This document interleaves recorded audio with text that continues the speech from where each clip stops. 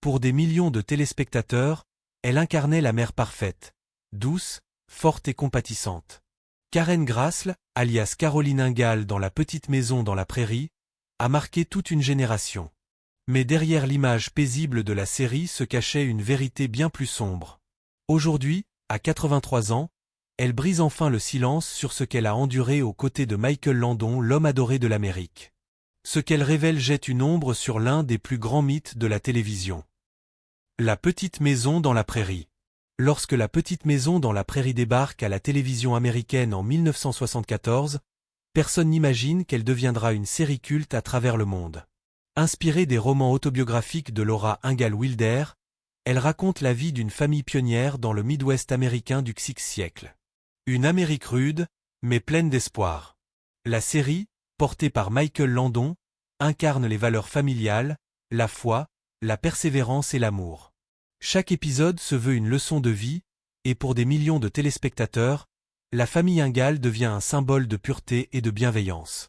Mais derrière ce décor bucolique, un autre récit se jouait.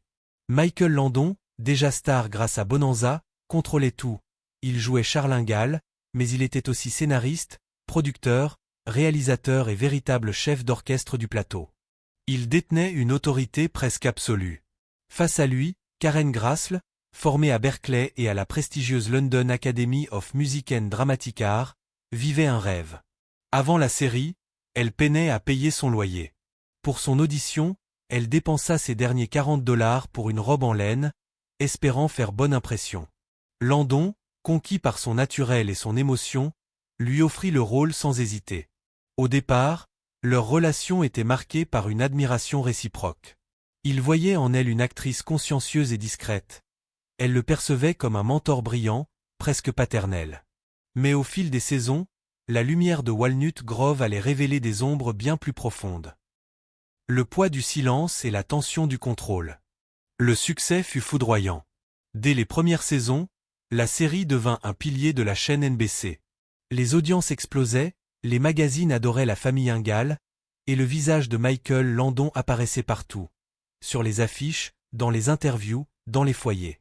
Pourtant, ce triomphe ne profitait pas à tout le monde. Karen Grassle découvrit rapidement que son salaire était bien inférieur à celui des acteurs masculins, malgré son rôle central de mère et d'épouse. Lorsqu'elle décida d'en parler à Landon, espérant un dialogue honnête, sa réponse fut glaciale. Caroline Ingalls n'est pas le personnage que les gens attendent le plus. Pire encore, il suggéra d'aligner son salaire sur celui des enfants de la série. Une humiliation qu'elle n'oublierait jamais. À partir de ce jour, leur relation changea brutalement. Landon, autrefois charmant et attentionné, devint distant, ironique, parfois cruel. Sur le plateau, il aimait plaisanter à voix haute, lançant des blagues obscènes pour amuser l'équipe. Mais souvent, ses plaisanteries visaient Karen. Elle se taisait, contrainte par le système. Dans les années 70, il n'existait ni service de médiation, ni réel soutien syndical. Le plateau de tournage, c'était son royaume. Et elle, sa subordonnée. Ce climat de peur et de tension psychologique marqua profondément l'actrice. Elle jouait la douceur et la résilience à l'écran, tandis qu'en coulisses, elle étouffait sous le poids du silence. Addiction, point de rupture et sobriété. L'oppression, les humiliations et la solitude laissèrent des cicatrices invisibles. Pour tenir le coup, Karen Grassle chercha un refuge et elle le trouva dans l'alcool. Peu à peu, elle reproduisait malgré elle les schémas de son propre père, lui-même alcoolique. La boisson devint un anesthésiant contre la honte, la frustration et la peur de décevoir. Dans ses mémoires Bright Lights, Prairie Dust, elle confie « Je jouais la femme la plus forte de la télévision, mais chaque soir, je m'effondrais dans le secret. » Deux événements la firent basculer. Lors d'un déjeuner de tournage, elle réalisa qu'elle ne pensait qu'à retourner dans sa loge pour boire une gorgée de vin. Puis, lors d'une conférence féministe, ivre, elle perdit le fil de ses propos devant des dizaines de femmes. Une participante s'approcha et lui lança calmement « Tu as un problème. » Cette phrase fut le déclencheur. En 1977, Karen Grassle prit la décision la plus courageuse de sa vie, arrêter de boire. Les premiers mois furent terribles. Le manque, la honte, la peur du regard des autres. Mais en 1979, elle était sobre. Son père, lui, ne s'en sortit pas. Il mourut peu après, victime de sa propre dépendance. Cette tragédie renforça encore sa détermination. L'érosion de la confiance et la lutte pour le respect. La sobriété redonna à Karen sa lucidité.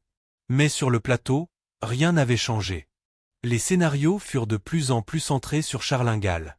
Les scènes où Caroline brillait, ou exprimait ses émotions profondes, étaient coupées au montage ou réécrites pour donner la vedette à Landon. Pourtant, elle ne céda pas à l'amertume. Elle continua à soutenir les jeunes acteurs, notamment Mélissa Gilbert, qu'elle considérait comme sa fille spirituelle. Mais intérieurement, elle sentait qu'on la faisait disparaître de sa propre série. La tension entre elle et Landon était palpable, mais jamais ouvertement abordée.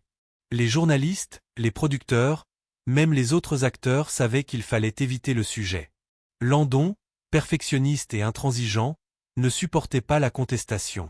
Et dans un système dominé par les hommes, une actrice revendiquant sa valeur était vite étiquetée comme « difficile ». Lorsque la série prit fin en 1983, après 9 saisons et plus de 200 épisodes, Karen ressentit un mélange d'épuisement et de liberté.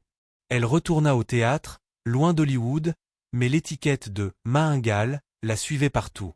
Malgré 3 mariages et un fils adopté, Akari, elle resta marquée par ses années de silence et de combat. Vie après la petite maison et l'adieu final. En 1991, une nouvelle bouleversa Hollywood, Michael Landon était atteint d'un cancer du pancréas. La maladie était fulgurante, et l'homme que tout le monde admirait se savait condamné. Pour Karen, ce fut une onde de choc. Elle repensa à tout ce qu'ils avaient vécu. Les moments d'admiration, les disputes, les blessures, mais aussi la tendresse de certaines scènes. Elle décida de lui écrire. Sa lettre était simple, humaine, sincère. Elle lui disait merci pour l'opportunité, pour le rêve, et lui offrait son pardon. Landon la lut, profondément ému.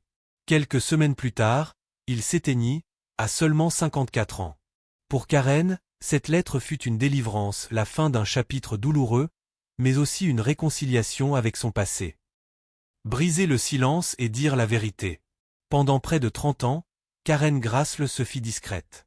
Puis, en 2021, elle publia ses mémoires et brisa le silence. Elle y raconta sans détour la vérité sur les coulisses de la petite maison dans la prairie. Son témoignage fit l'effet d'une onde de choc. Certains fans refusèrent d'y croire, d'autres lui envoyèrent des messages de soutien. Mais pour elle, il ne s'agissait pas de salir une icône.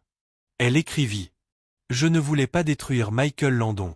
Je voulais raconter la vérité, parce qu'elle m'a libéré. » Aujourd'hui, à plus de 80 ans, Karen vit paisiblement, entourée de son fils Zachary. Elle a surmonté un cancer du sein et continue à défendre la résilience, la dignité et la vérité des femmes dans l'industrie du cinéma. Elle n'est plus simplement Caroline Ingalls. Elle est une survivante, une combattante, et une voix qu'on ne peut plus réduire au silence.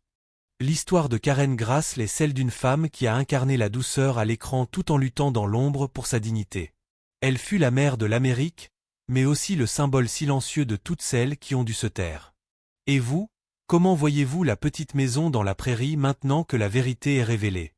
Partagez vos impressions dans les commentaires. Likez la vidéo, abonnez-vous pour ne rien manquer de nos prochaines histoires, et souvenez-vous.